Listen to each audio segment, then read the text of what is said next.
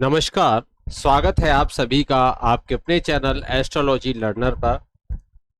आज हम astrology learner पर एक एयर होस्टेस की कुंडली लेकर आए हैं। तो जो भी एयर होस्टेस बनना चाहते हैं वह विशेष रूप से देखें कि कौन कौन से ग्रह किस स्थिति में बैठकर इस प्रकार का योग बनाते हैं।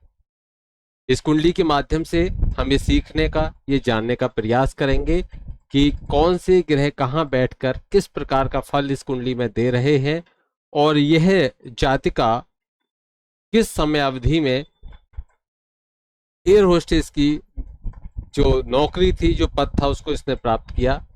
यह हम इसका विश्लेषण करने वाले हैं। तो चलिए शुरू करते हैं आज के इस महत्वपूर्ण ज्ञानवर्धक प्रकरण को।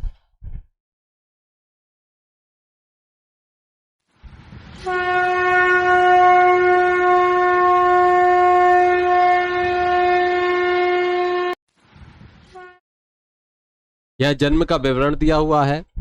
ये कुंडली है 14 अप्रैल 1976 की, जिसमें जन्म समय दिया हुआ है 11:55 का। जन्म स्थान है दिल्ली का। यहाँ पर जब इस कुंडली का निर्माण किया जाता है तो लग्न कुछ इस प्रकार से स्पष्ट होती है।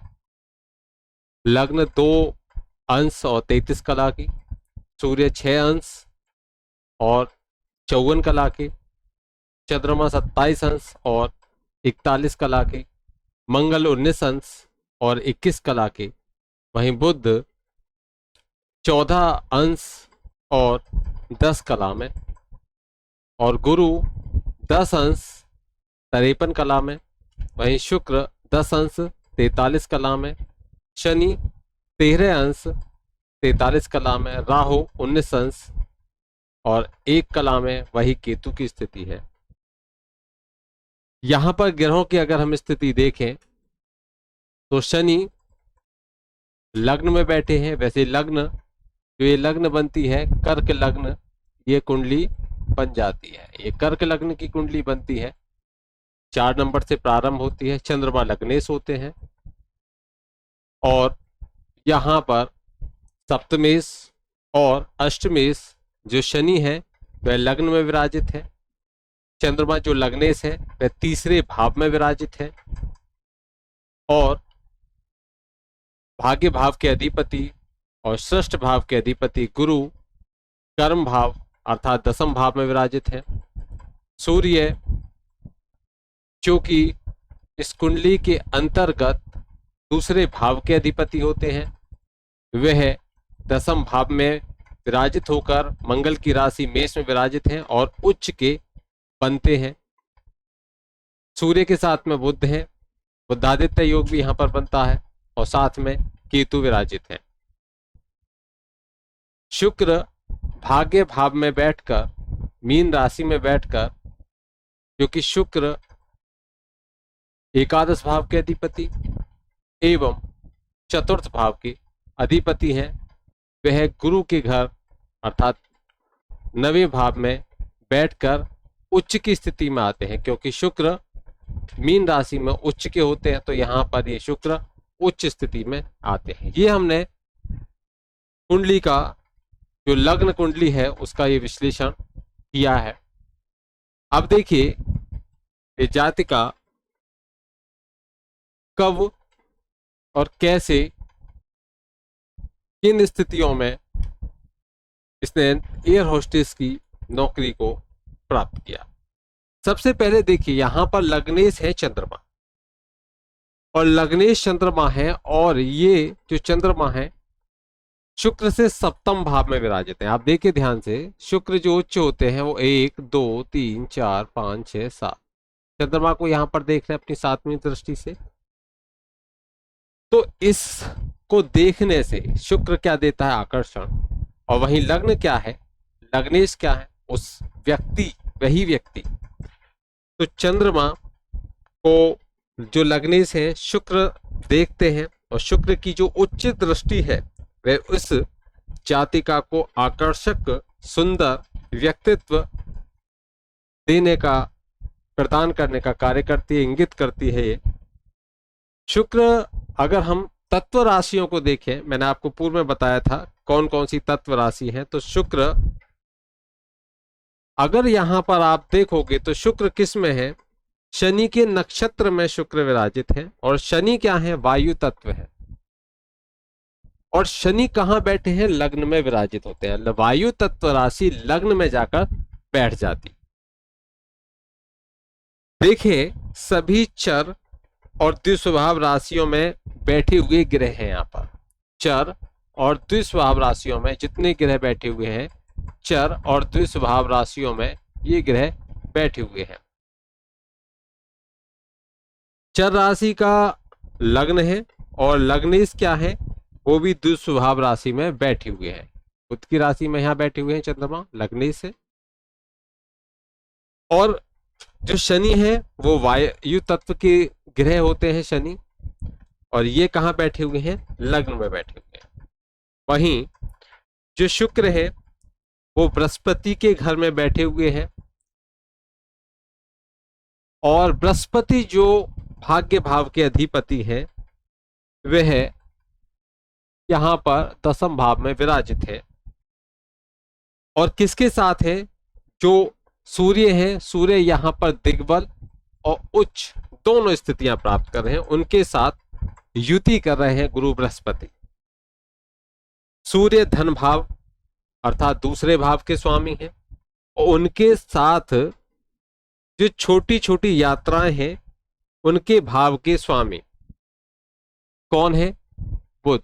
बुध तृतीय भाव, छोटी यात्राओं का भाव है, वो यहां आकर विराजित हो गए, वह भी युति कर रहे हैं। और अगर आप देखोगे तो ये सभी युतियां राहु और केतु के अक्ष पर है। राहु और केतु के अक्ष पर ये सभी युतियां हो रही हैं। यहां से हम स्पष्ट रूप से समझ पाते हैं कि जो द्वितीय भाव के स्वामी है सूर्य, वह दसम भाव में बैठे हुए हैं, तो ये आजीविका का, यानी कि आजीविका खाने पीने से संबंध को इंगित करेगी। दूसरा भाव हो गया। और वहीं आजीविका, अब दूसरा भाव किसका हो गया, गृह का होता है, घर का होता है, कुटुंब का होता है, और उसका स्वामी अगर आजीविका दे रहा है तो वहां किससे संबंधित, घर में खाना पीना इस तरह से संबंधित वहां योग देगा, द्वितीय इसका दसम भाव में। वहीं दशमेश जो मंगल है वो कहां बैठे हुए हैं, वो द्वादश भाव में बैठे हुए हैं। द्वादश भाव किसका होता है, विदेश का। ये विदेश को दर्शाने वाला भाव होता है। और यहां पर अगर हम देखेंगे विशेष रूप से, तो जो मंगल है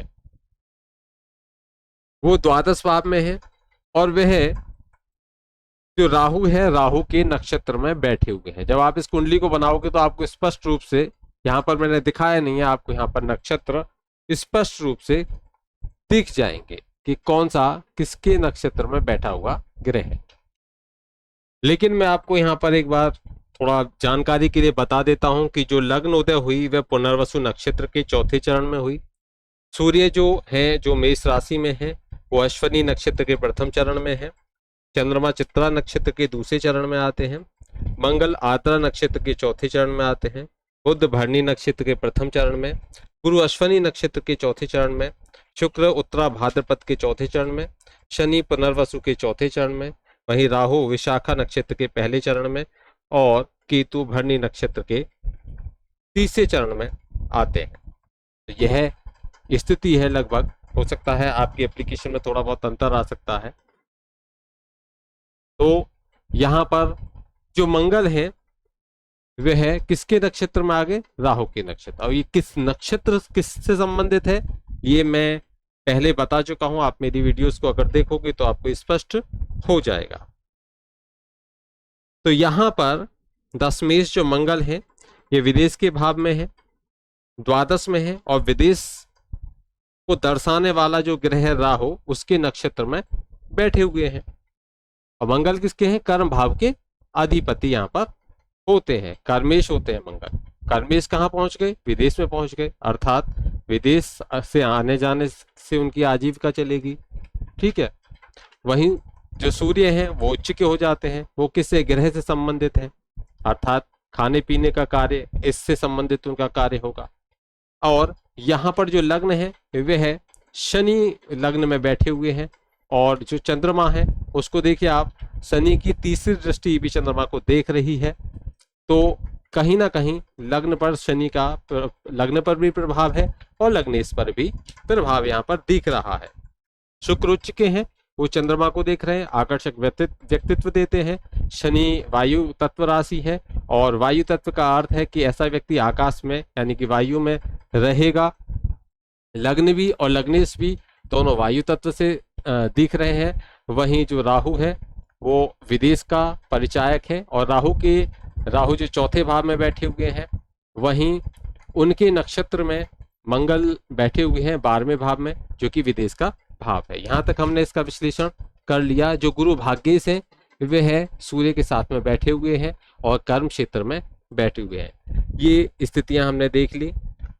कुंडली में जो शुक्र है यह बहुत उच्च का है, और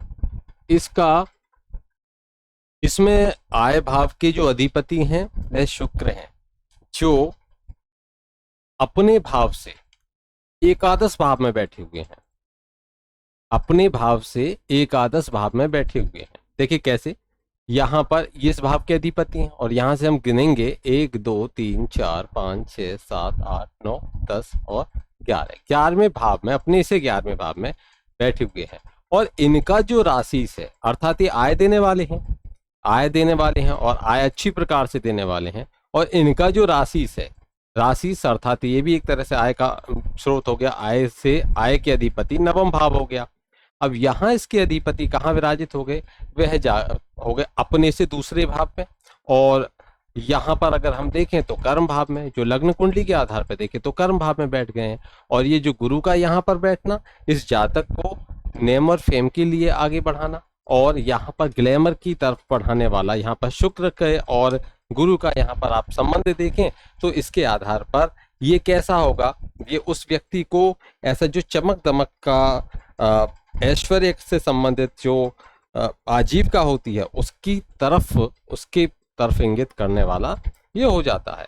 और क्योंकि ये सरकारी है तो सूर्य यहाँ पे बैठकर एक प्रकार से सरकारी जॉब दे रहे हैं यहाँ पर, क्योंकि ये सरकारी विभाग में, मतलब सरकारी सरकारी एयर होस्टेस बनी, तो इसलिए यहाँ पर यह स्थिति है। सूर्य की स्थिति अच्छी है, और ये दोनों राहु केतु के अक्ष पर आते हैं। अब देखिए कब इनको ये है जो नौकरी है, ये नौकरी कब प्राप्त हुई, कब ये इस पद पर विराजित हुई, तो जब राहु की महादशा और मंगल की जो कि 10वें से उनकी अंतरदशा चल रही थी, और उनके अंदर तीसरे भाव के अधिपति जो कौन थे, तीसरे भाव के अधिपति जो बुध थे, इनकी प्रत्यंतर दशा थी। इस स्थिति में इनको एयर होस्टेस की जो नौकरी थी वह नौकरी प्राप्त हुई। राहु की महादशा, मंगल की अंतरदशा और बुध की प्रत्यंतर दशा। तो कहाँ संबंध आपने देखा, कर्मेश का संबंध यहाँ पर रहा। राहु का प्रभाव है ही इसमें, और राहु किसके विदेश के परिचायक हैं, ठीक है। और यहाँ पर अगर आप देखोगे तो तीसरे भाव के अधिपति जो बुध हैं उनका भी यहाँ पर प्रभाव देखने को मिला, जो कि यात्राएं कराने वाले होते हैं, ऐसा व्यवसाय जो यात्रा से संबंधित हो। तो जब इनकी महादशा, राहु की महादशा, मंगल की अंतरदशा और बुध की प्रत्यंतर दशा चली, तब यहाँ पर इनकी यह नौकरी लगी। आज के लिए यही विश्लेषण है। आशा करता हूं आपको ये विश्लेषण लग्न कुंडली के माध्यम से, हमारे जो अभी बेसिक दर्शक हैं, जो प्रारंभिक हैं, सीख रहे हैं, उनके लिए ये छोटा सा प्रयास है। आशा करता हूं ये उनको समझ में आया होगा कैसे हम कुंडली का विश्लेषण कर रहे हैं, और इसी प्रकार से वह भी उनके पास जो कुंडलियां आएंगी उनका इसी प्रकार से नक्षत्र को ध्यान में रखेंगे और ग्रहों की स्थिति को ध्यान में रखेंगे। इन सभी बातों को ध्यान में रखते हुए आप विश्लेषण करोगे तो निश्चित रूप से आपको विश्लेषण सही होगा, सटीक होगा। आज के लिए इतना ही। आशा करता हूं आपको ये बहुत अच्छे से समझ आया। आगे भी हम चर्चा करते रहेंगे। तब तक के लिए जय श्री कृष्ण।